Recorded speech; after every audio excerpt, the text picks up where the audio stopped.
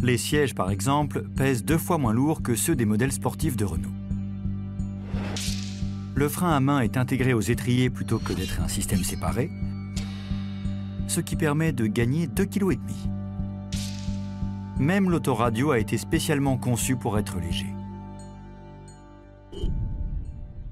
Ensuite, il y a ce coffre à l'avant, juste assez grand pour accueillir une valise de cette taille.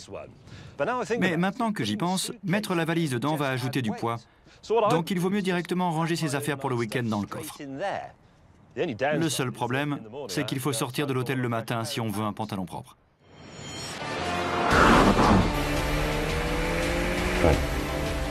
Grâce à la cure d'amaigrissement draconienne d'Alpine, cette voiture pèse 300 kg de moins qu'une Porsche Cayman ou une Audi TT.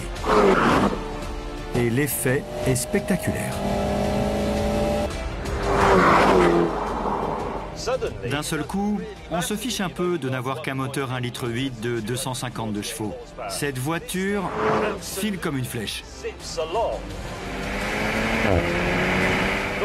0 à 100 en 4 secondes 5. Vitesse de pointe limitée à 250 km/h.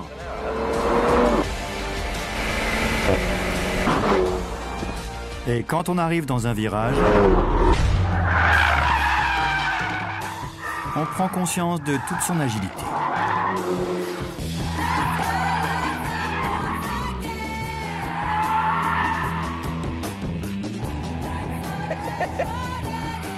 J'ai l'impression de conduire une plume.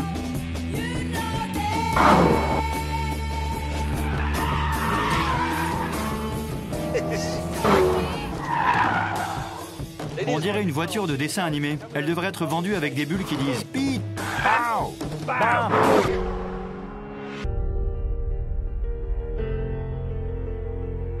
Mais même si la 110 a une conception minimaliste, on n'a jamais l'impression d'être dans une voiture de course dépouillée et austère. Elle a la climatisation, un GPS et une connectivité Bluetooth. Tout le confort moderne.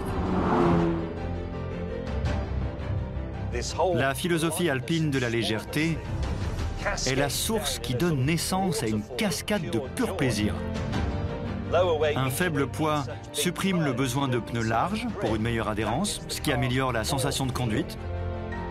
Un faible poids entraîne une moindre consommation et donc moins d'émissions. C'est gagnant-gagnant à tous les niveaux. C'est la voiture la plus intelligente que j'ai conduite depuis des années.